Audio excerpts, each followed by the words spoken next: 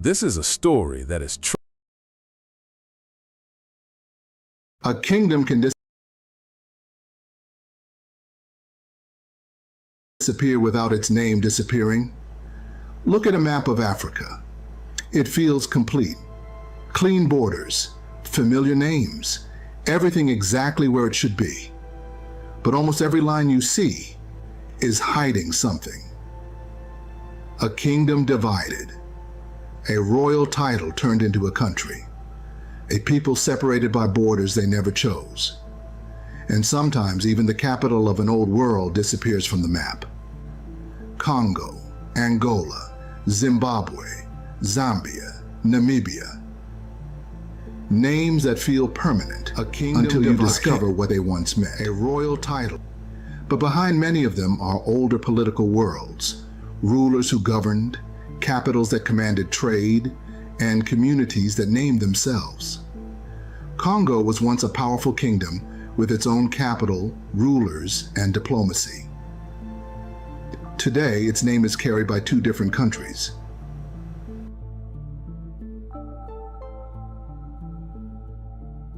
Great Zimbabwe gave a modern nation its name. Angola still carries the echo of Angola, a royal title from the Kingdom of Ndongo. So what happens when a kingdom becomes a border? What happens when the name survives, but the world behind it is broken apart? Congo, Great Zimbabwe, Maravi, Mutapa, Luba, Rosvi. These were not empty spaces waiting to become countries. They were living political worlds. The map did not erase them completely. It only taught us to stop seeing them. Before we talk about countries, we need to talk about power. Long before colonial governments arrived with rulers, ink, and paper, this region already had systems of authority. Power moved through royal courts and councils, while trade crossed rivers, forests, savannas, and stone cities. Communities were connected by language, ancestry, law, spiritual traditions, and long-held memory. In Central Africa, one kingdom rose into a major regional power, Congo. Its rulers governed through provinces and local authorities. From the capital of Mbanza, Congo, they managed trade, received messengers, negotiated with neighboring states, and built an organized political system long before Europeans arrived. Farther inland, the Luba and Lunda developed powerful traditions of kingship and sacred authority. Their influence traveled through alliances, migration, trade, and political ideas that spread across Central Africa. And farther south stood one of the most unforgettable places in African history, Great Zimbabwe. Massive stone walls rose from the landscape without mortar. They marked the center of a wealthy state connected to gold trade, cattle wealth, regional commerce, and political authority. Think about that for a moment. Before European officials ever called this land territory, people here had already built capitals, negotiated power, created trade networks, and understood exactly who they were. The map did not create this history. It arrived after it. But one kingdom shows more clearly than any other what was lost when the map changed. Congo. Today, the word Congo appears on the map as two countries, the Republic of the Congo and the Democratic Republic of the Congo. But centuries before either country existed, Congo was the name of a major kingdom. Its territory stretched across areas that now belong to Angola, both Congos and neighboring regions. From Mbanza, Congo, royal authority moved through provincial rulers, tribute, ceremony, messengers, and diplomacy. This was not a loose collection of villages.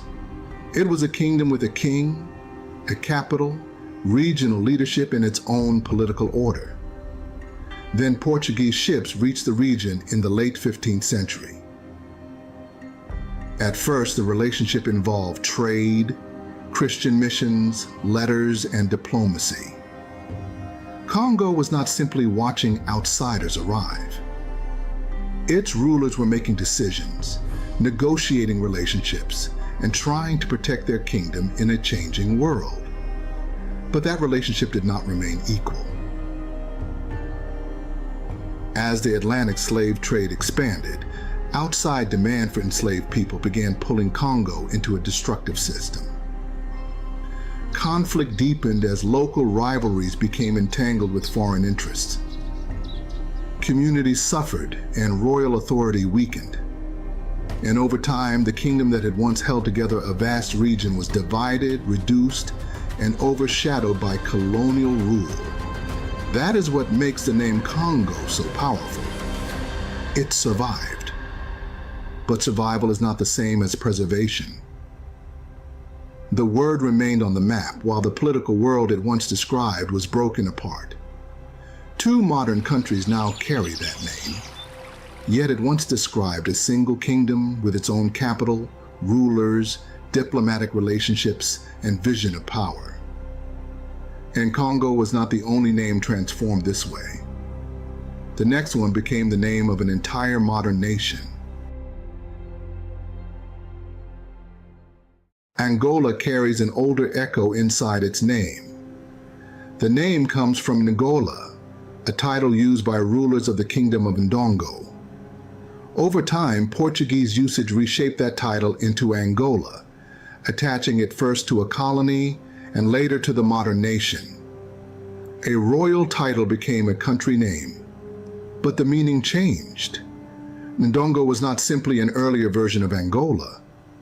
It was a kingdom with its own rulers, alliances, conflicts, and political identity. Angola inherited the sound of Ngola, but not the political world that once gave the title its meaning. Congo still carries the echo of Congo. And Zimbabwe carries the memory of one of the greatest stone cities ever built in Africa. Few places tell this story more clearly than Zimbabwe. Before the modern country existed, Great Zimbabwe stood at the center of a powerful regional civilization. Its stone enclosures were built by African hands. Its society was connected to cattle wealth, gold trade, regional commerce, political authority, and long-distance exchange. After its decline, political life did not disappear. New states emerged. Mutapa grew north and east of Great Zimbabwe. Later, the Rosvi became another important power in the region. This was not one isolated civilization rising and falling in silence. It was a changing political landscape, one state influencing another, trade routes shifting, rulers adapting, and new centers of authority emerging. Then British colonial rule gave the territory another name, Rhodesia, named for Cecil Rhodes and tied directly to imperial power. But when the country became independent, it chose a different name, Zimbabwe. That choice mattered because it was more than a new word on a flag.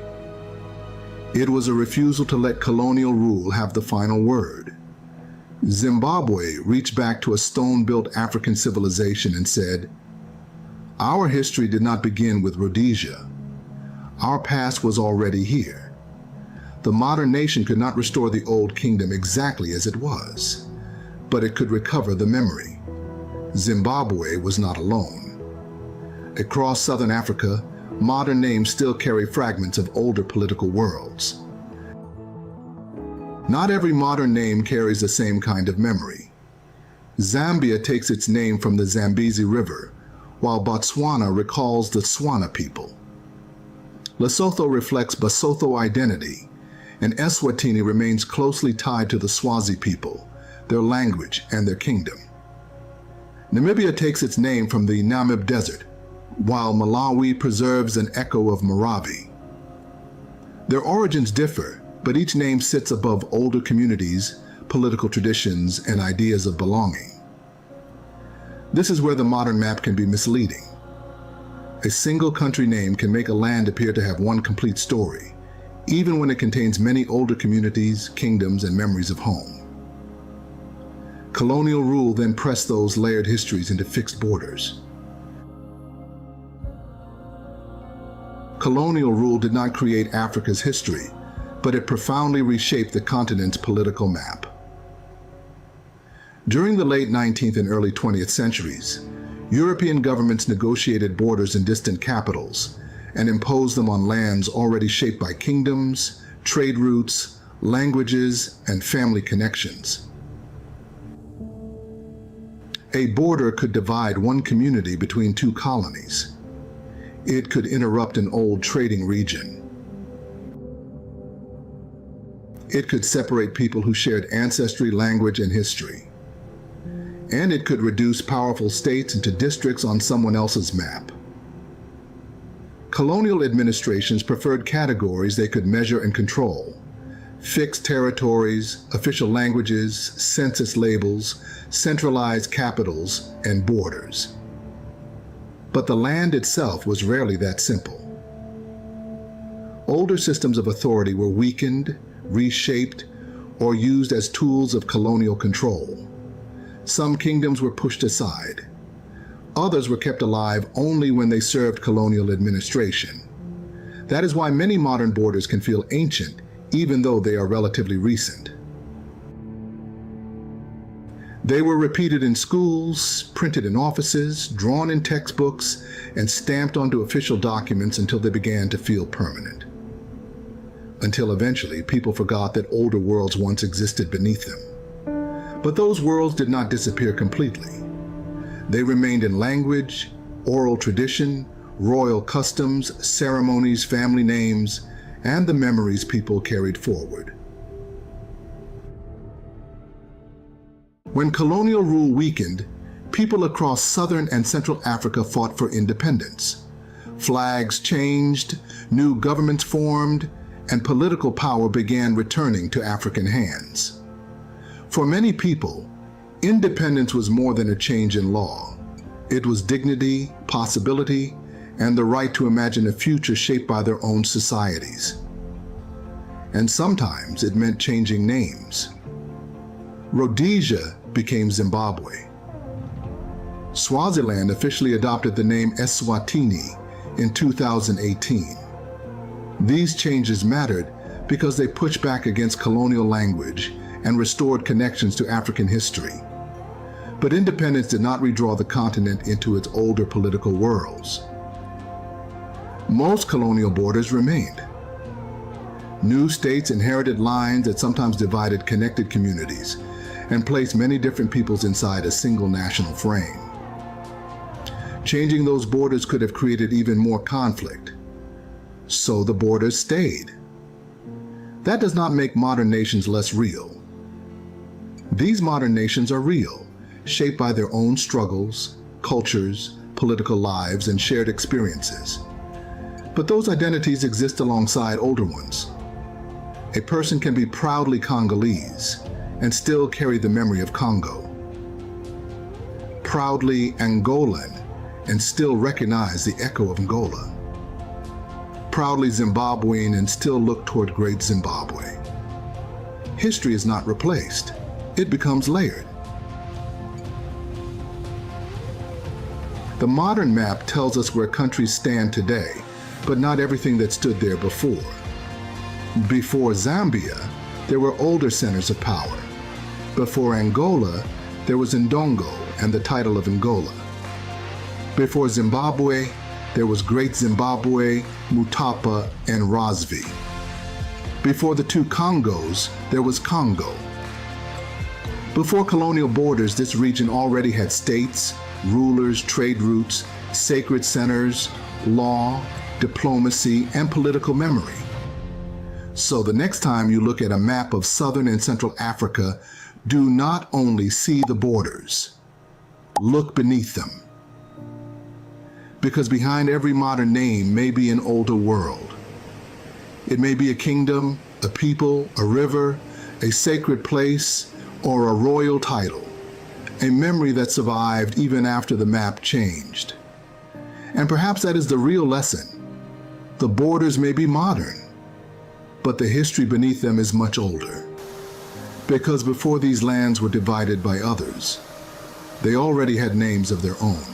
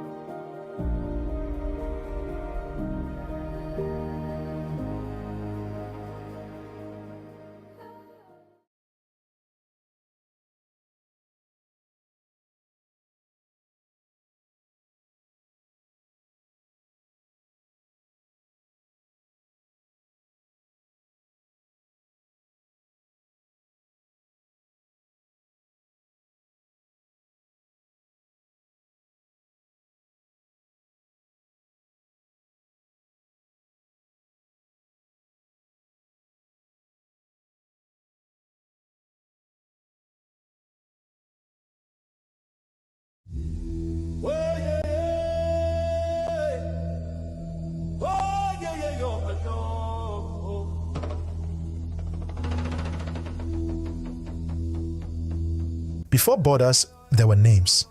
Names that sang, names that remembered. Long before the colonial ink dried on European maps. Before straight lines sliced through rainforests, deserts, and rivers. Before Africa became a patchwork of renamed states. This land already knew itself. It was not nameless. It was not waiting to be defined. Every valley, every river, every mountain had a name.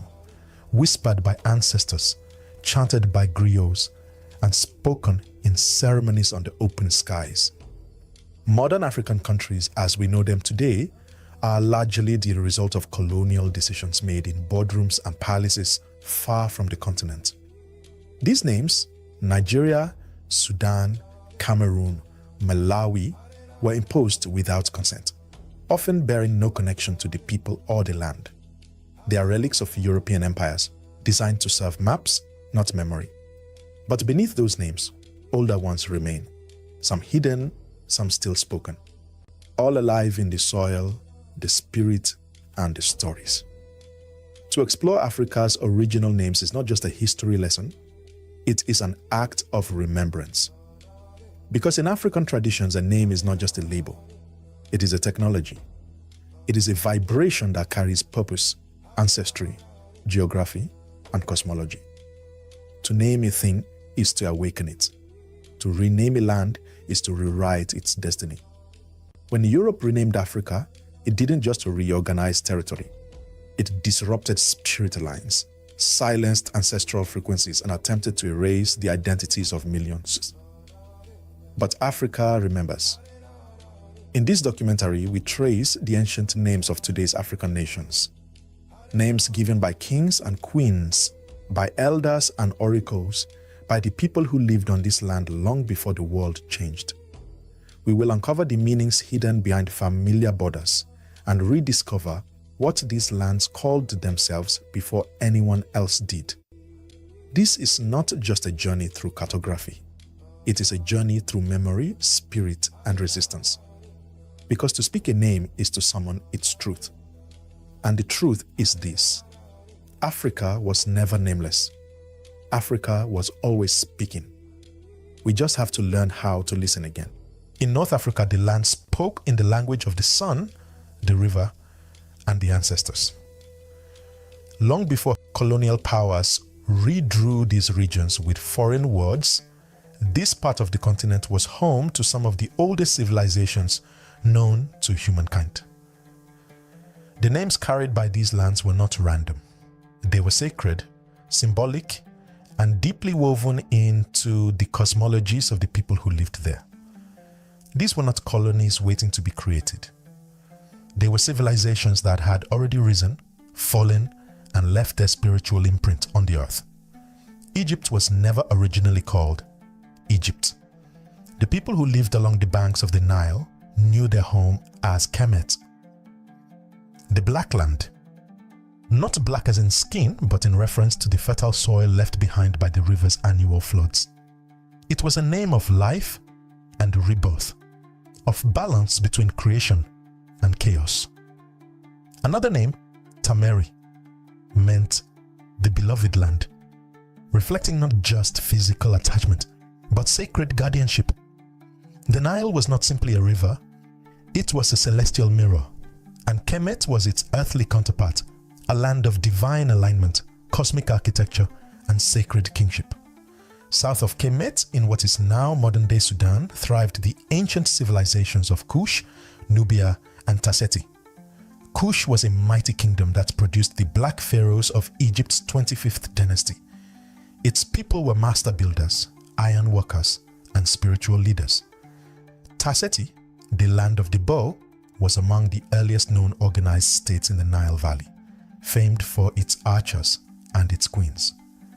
Nubia was not a footnote to Egypt. It was its twin flame, its spiritual and military rival.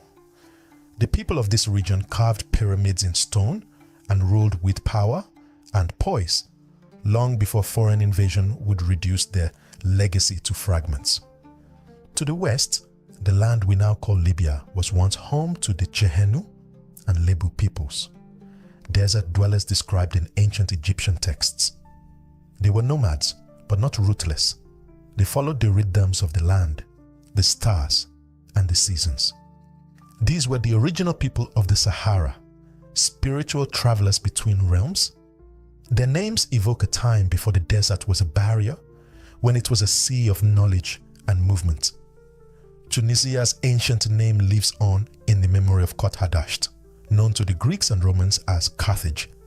Founded by Phoenician settlers, this new city became a maritime powerhouse. But Kot Hadasht wasn't merely a trade port, it was a beacon of rebirth, the spiritual offspring of Tyre. Rising along the Mediterranean to rival even Rome, its name was a declaration of beginning again, of cyclical resurgence, a flame rising from ashes. And then there is Mauritania, the land that stretched across modern-day Morocco and Algeria. Here lived the Amazigh or Berber peoples, the free people. The territories were never kingdoms in the European sense, but confederations of tribes connected by language, landscape, and law.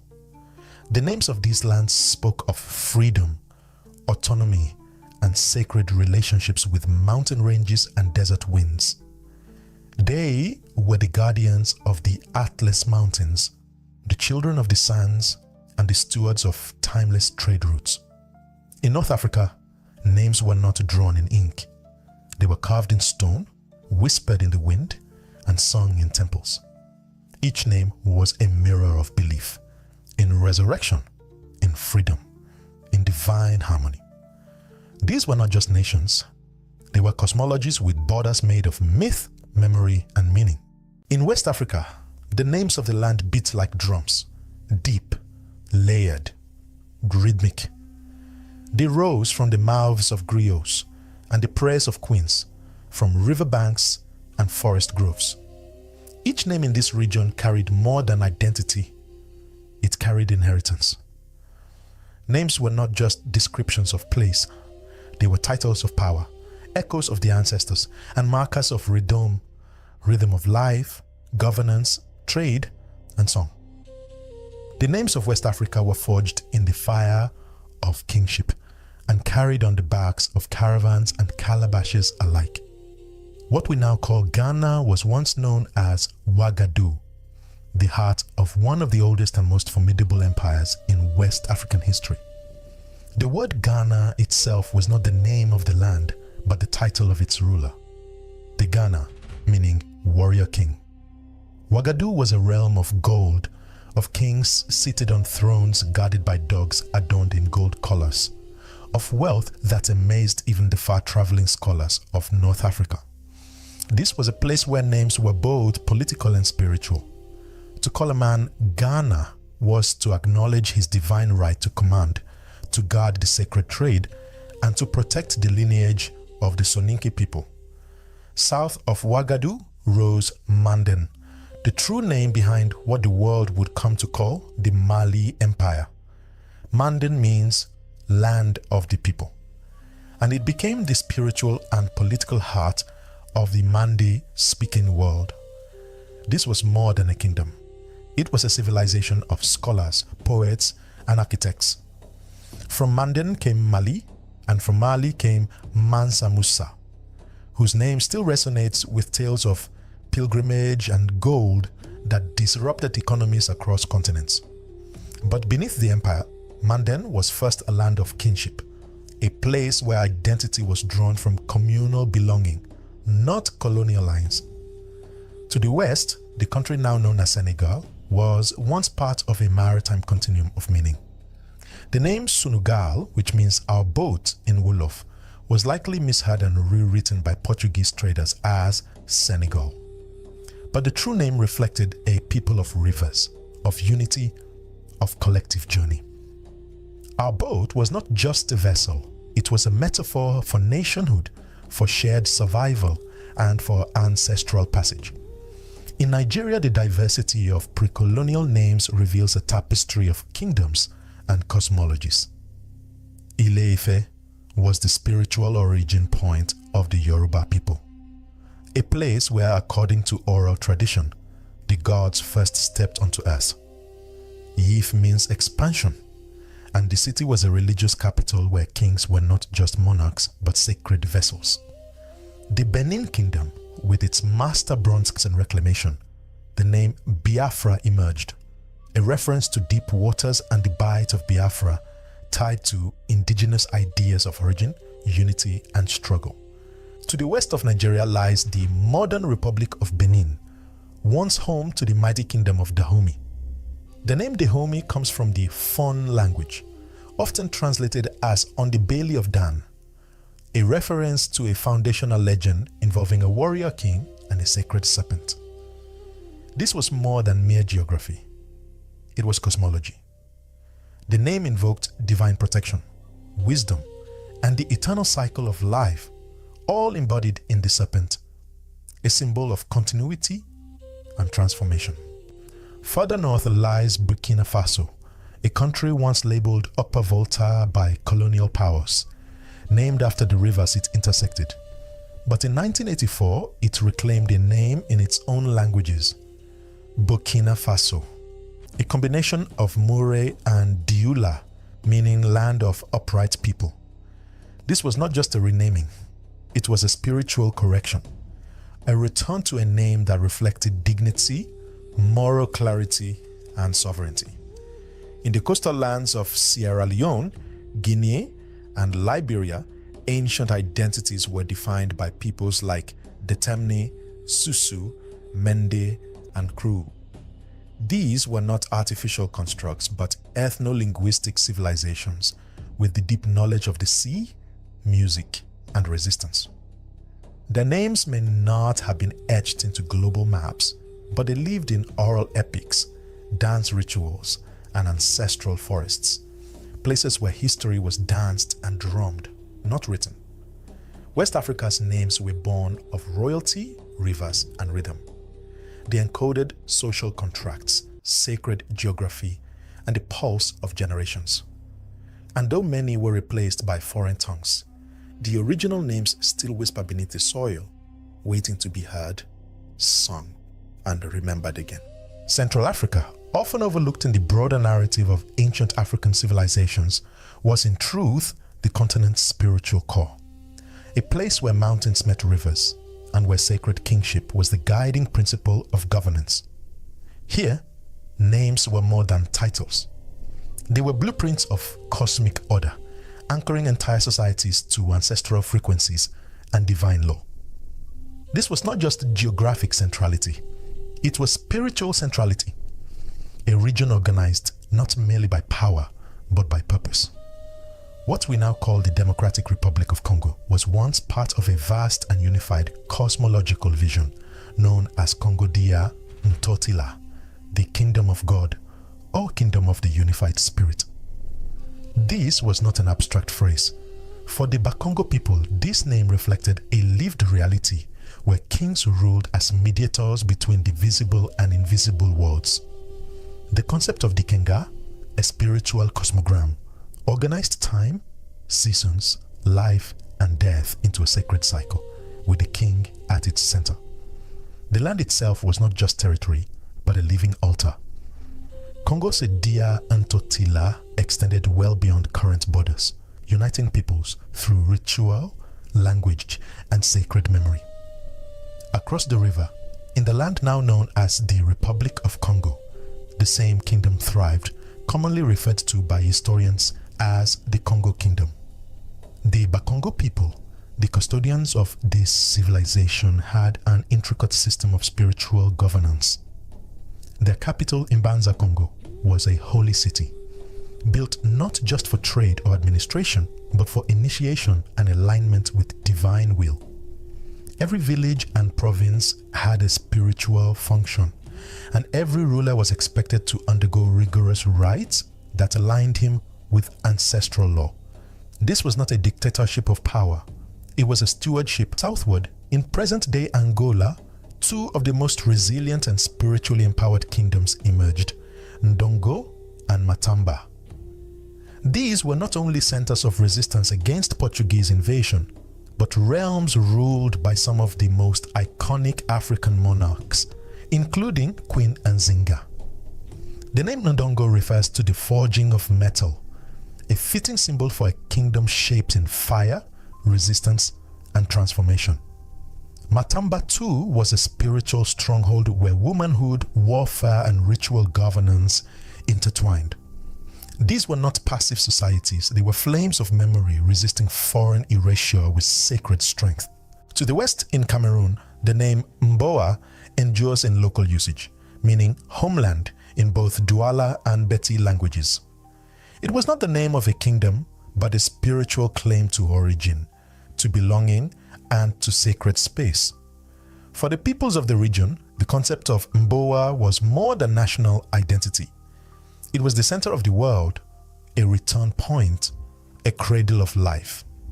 In songs, proverbs, and ancestral rites, Mboa continues to signify the unbreakable bond between people and place.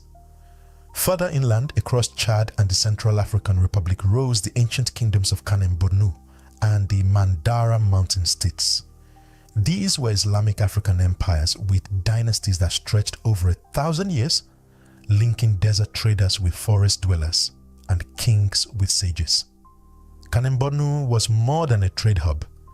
It was a center of Islamic scholarship and political sophistication, where rulers were guardians of both Quranic knowledge and ancestral tradition.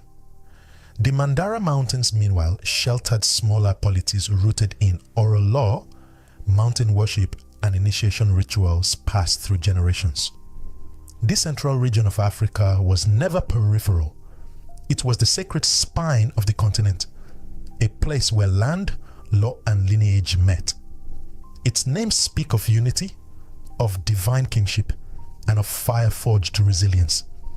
In every mountain, river, and ritual, Central Africa remembered what the world would one day forget: that leadership without spirit is hollow, and land without a name is silence. Here, names were shields, and the people who bore them walked in the footsteps of gods. East Africa rises with the sun. It is the place where light first touches the continent each morning. A fitting truth for a region whose ancient names are filled with radiance, ascension, and sacred movement. The lands of the Horn and the eastern coastline have always been bathed in spiritual symbolism, their names echoing the rhythm of mountains, oceans, incense, and song. In this corner of Africa, names were shaped by both the heavens and the sea, embodying the dual forces of divine elevation and expansive trade. These were not just nations. They were thresholds between the physical and the eternal. At the spiritual and political heart of the region stands Ethiopia, whose ancient names, Abyssinia, Habesha, and Kush, tell a story of divine resilience. Habesha refers to the ethnic and cultural identity that stretches back thousands of years, while Abyssinia was the external name used by foreign powers for centuries. But in the Bible and other ancient texts, Ethiopia is referred to as Kush, a land of black kings, wisdom, and divine favor. This was the land of the anointed, where Christianity took root long before it did in most of Europe, where emperors claimed descent from King Solomon, and where stone churches were carved directly into sacred earth.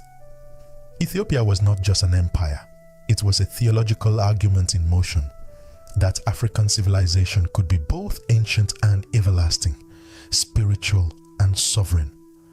To the north, Eritrea was known as Medri Bahari, meaning land of the sea in Tigrinya.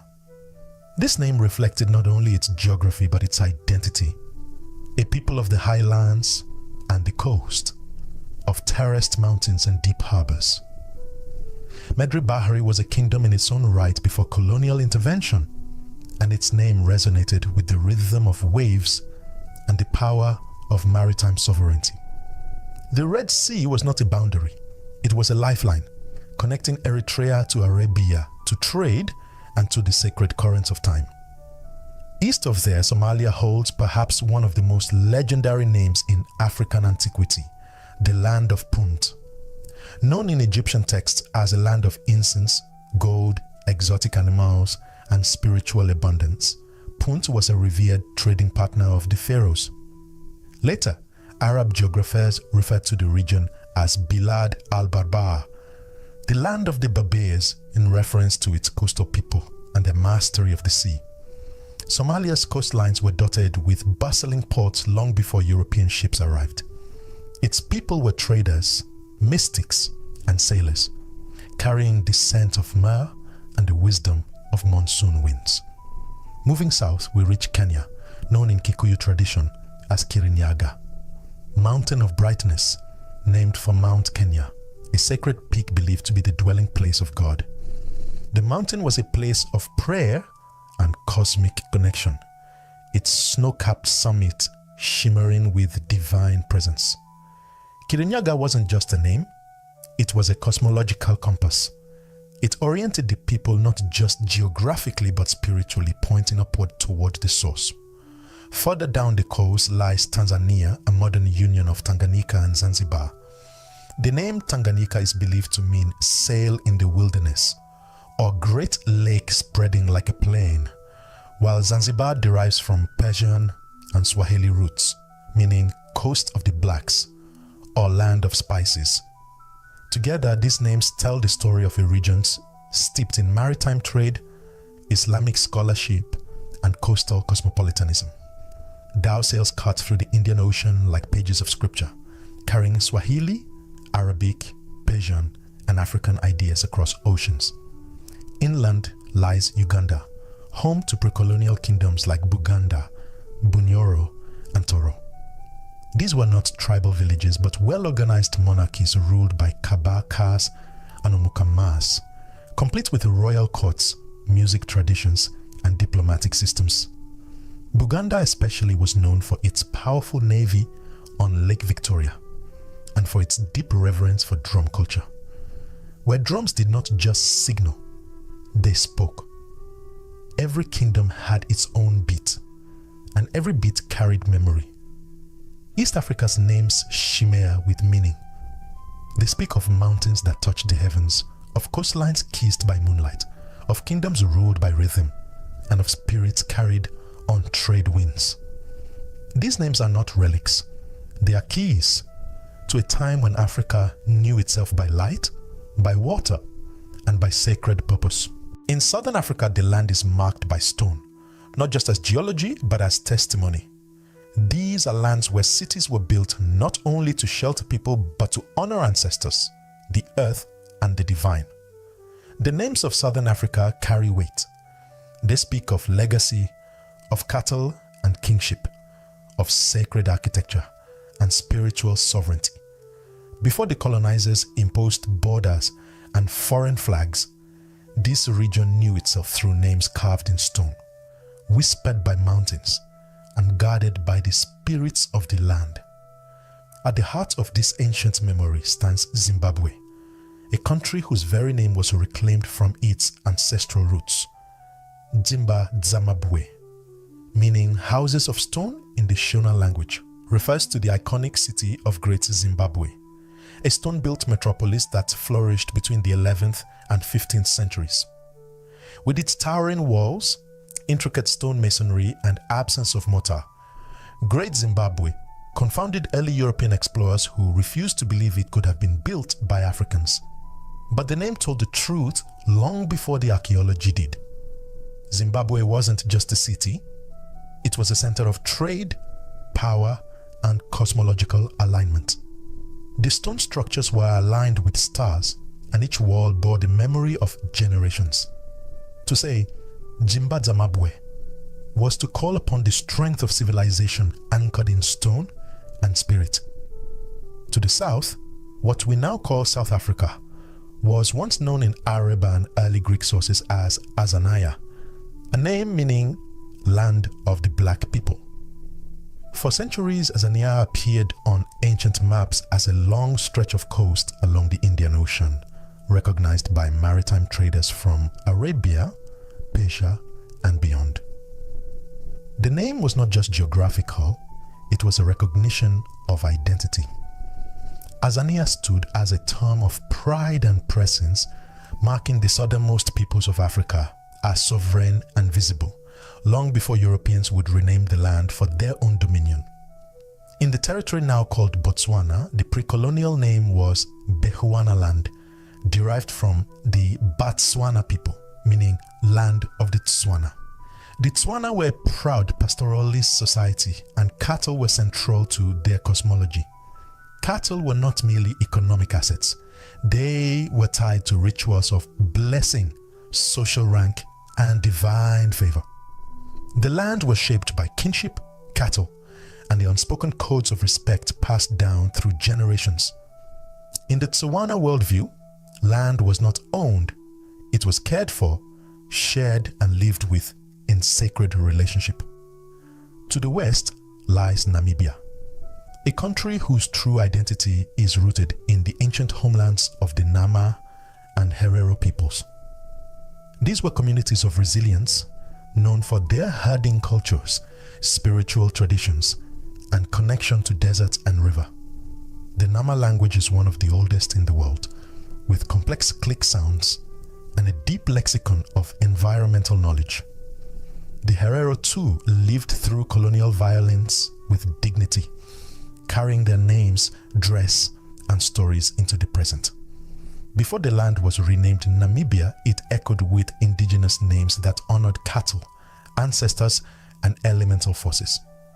On the southeastern coast, Mozambique holds the memory of the mighty Mwene Mutapa Empire and the ancient trade city of Sofala. Mwene Mutapa, often called the Lord of the Mountain, was a title of kingship rooted in divine right. This empire stretched across what is now Zimbabwe and Mozambique, controlling gold mines and commanding trade routes that linked inland Africa to the Swahili coast. The name Sofala was whispered among sailors as a port of great wealth, a place where African gold met Arabian sail. These were lands not of scarcity, but of abundance, governed by spiritual kings whose power came from mountain thrones. Further inland, the nations of Zambia and Malawi emerged from kingdoms like Barotseland and the Maravi Confederacy. Barotseland, centered around the Lozi people, was built along the mighty Zambezi River, a kingdom of floodplains, cattle wealth, and a monarchy that still survives symbolically to this day. The Maravi and spreading culture.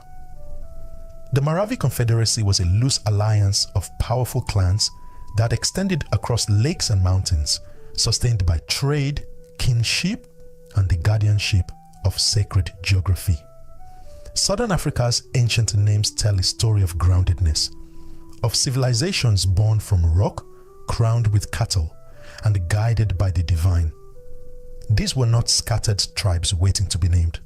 They were sovereign societies built on stone cities, ancestral codes, and sacred soil. When we say their names, we do not just remember, we stand on the foundations they laid.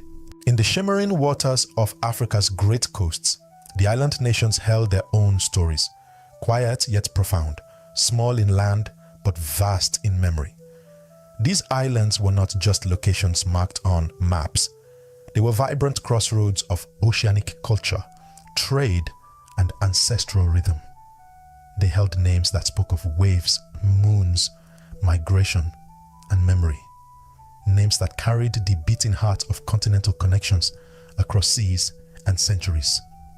Take, for instance, long before colonial flags fluttered overhead, this island was known to its people as Madagascar, land of the Malagasy. The name alone is a testament to self-definition, an echo of indigenous identity against the waves of foreign interest. The Malagasy people, whose ancestry stretches back to Austronesian and African roots, carried their names across the Indian Ocean with canoes and early sailing vessels, landing on this vast island and weaving a new cultural fabric in dialogue with earth, forest, and sea. Madagascar isn't just a geographic label. It is a reminder that the island's story belongs first to its people, and in their language lies its truest memory. Further north, the archipelago floats in Indian Ocean waters like whispered reflections of the moon. Known in Arabic and Swahili traditions as Kamar or Komori, the islands of the moon. These isles belong to mariners, traders, and spiritual wanderers.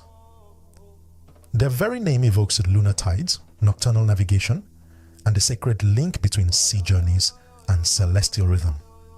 Komori told of dhow sails gliding on the starlit skies, of scents of cloves and ilang-ilang carried on humid night air, of cultures shaped by ocean wind and island calm. To call them islands of the moon was to place them in the cosmos, not just on maps. Beyond these lies the triangle, small in size, yet vast in significance. These islands, before colonial naming, were way stations of migration, trade, and hybrid cultures. Their original names, rooted in Austronesian, Swahili, and Arab seafaring traditions, hint at navigation, wind, star maps, and rhythmic passage. They were not mere outposts, but resonant links in a network that stretched from Africa to Arabia and Asia. In every wave that touched these shores, there was an echo of canoe paddles, dhow bells, and the silent logic of trade winds. Together, these island nations served as rhythmic bridges between Africa, Arabia, and Asia. Their names reflected the movement of waves and moons, of traders and ancestors, of languages carried across oceans. Where mainland territories were defined by rivers, mountains, and cattle, these islands were defined by water, wind, and voyage, yet no less grounded. Their identity was forged in rhythm, of tides, drums, chants, and celestial alignment. In an era when maps were redrawn and names were overwritten, the islands held fast. Their memory stayed alive in names spoken at dusk, in songs repeated on docks, in languages that mixed Swahili expressions with Austronesian roots. And their names, Madagascar, Kamar, Komori, still sing today. They are just to remember that Africa's periphery was not remote, it was relational. The islands were not side notes, they were integral. They were where water met rhythm, waves met story, and memory met belonging. To say aloud their ancient names is to acknowledge their place in the ocean of time, an ocean where borders dissolve but identity persists. In African cosmology, to name a thing and ancestors all carried meanings, vibrations, and stories. The name was the key that unlocked those stories and anchored them in the land. Naming ceremonies were sacred. Elders would speak, drums would beat, ritual smoke would rise, and through the act of naming the world was initiated into its rightful place. A name was a song and an anchor, a memory and a promise. In many African traditions, the ceremony of naming a place, a person, or a kingdom was akin to initiation into existence. The child was named, the land was named, and the ritual bound the entity to the ancestors' ancestors, and to the land itself. Rivers were named for the kind of life they carried, or the spirits that dwelled within them. Mountains were named for their guardians, their gloss of dawnlight, or the gods who watched from their summit. Animals bore names that tied them to clans, to seasons, and to ritual cycles. Through speech, memory, and connection, the world was composed. Each name a thread in a vast tapestry of meaning. However, that sacred tapestry was disrupted when colonial powers arrived and imposed new names. Names drawn in ink, names chosen for administration, exploitation, and control. Rhodesia, French West Africa, Nigeria. These were not just new labels. They were tools of erasure. By renaming a land, the colonizers severed a vital link between the people and their ancestral frequencies. The original names with their vibrations and stories were replaced or obscured, leaving the land in a kind of spiritual limbo. To erase a name is not just to erase a word, it is to interrupt a spirit. The land loses part of its memory, the ancestors lose part of their voice, and the people lose part of their orientation. When the colonial mapper renamed kingdoms, changed river names, redrew boundaries, and erased indigenous languages, it did more than reorganize geography. It tried to dislocate identity. The spiritual resonance of the original names remained, quietly humming beneath the surface, waiting to be recalled. Reclaiming those names, therefore, is not simply a political maneuver, it is a spiritual resurrection. When a nation changes its name back to what it once was, it is not just changing signage, it is reawakening what was always alive. In the moments when Ghana replaced the colonial Gold Coast, when Zimbabwe replaced Rhodesia, when Burkina Faso replaced Upper Volta, what happened wasn't merely administrative. It was as though an ancestral thread was picked up again, an initiation ceremony resumed, and the vibration of the land was allowed to hum freely once more. To speak the original name of a place, to know that its name predates the colonizer's pen, is to stand in the service of memory. It is to let the ancestors breathe, to let the land speak, and to let the rhythm of the original peoples reclaim its place. In this sense, naming becomes a revolution of spirit. A nation that knows its ancient name remembers its origins. A people who call their land by what it once was reconnect to the stream of time. A continent whose names were changed but whose hearts still speak returns to its voice. For in African cosmology, to name is to create, and when we reclaim those names, we are resurrecting not just words, but entire worlds. When a country sheds a name imposed by colonial power and selects one rooted in its own land, language, and history, something profound happens. A reversal of erasure, a signal that the ancestors are speaking again. Consider the land formerly known as Rhodesia, a name that echoed the ambitions of a colonizer rather than the memory of the people. In 1980, it became Zimbabwe, a name drawn from the Shona words Zimbabwe, meaning houses of stone, invoking the ancient city of Great Zimbabwe as a symbol of power, permanence, and self-definition. This change was more than symbolic. It was a reclamation of identity, a way for a nation to rewrite its story on its own terms. Likewise, the country once known as Dahomey, a name tied to a colonial past and a narrow ethnic history, changed its name in 1975 to Benin.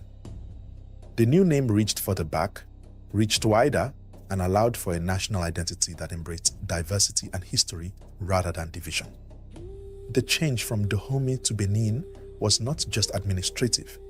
It was a gesture of inclusion, of opening the narrative to all the people and anchoring it in a broader memory of past kingdoms and trade networks.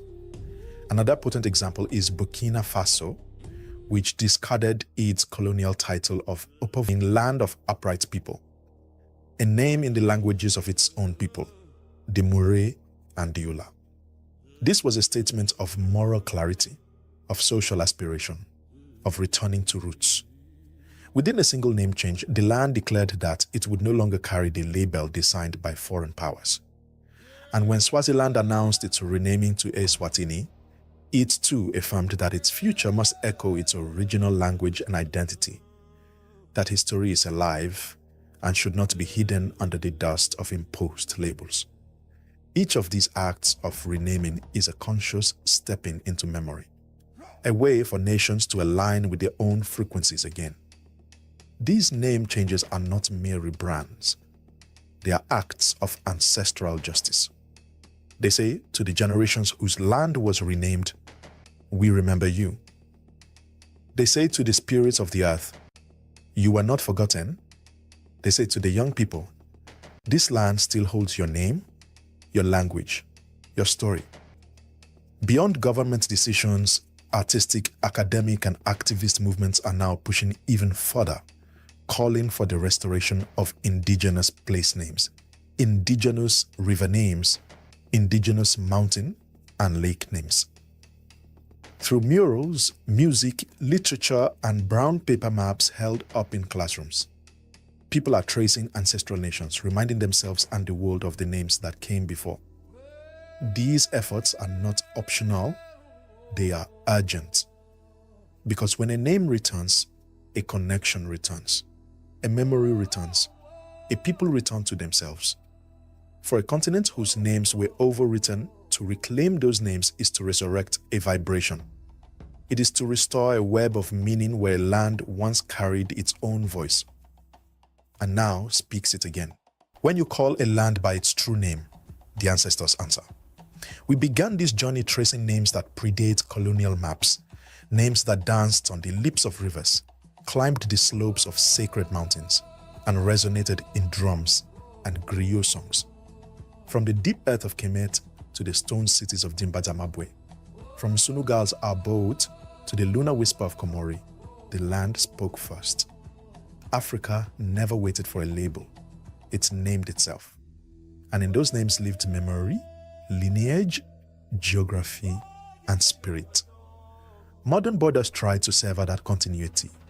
Names drawn in Europe sought to mute the voices of lakes, of kingdoms, of cosmic rhythms anchored in soil and sky. Yet what was eclipsed was never extinguished. Every ancient name lies beneath the surface, waiting in elders' tales, in ancestral songs, in the lines of rivers still flowing, in the footsteps of people reclaiming their languages. The land remembers. The names still speak. So we turn now to you. If this journey stirred something within, if you recognize the place you come from, a whispered word, an old chant, pause and listen.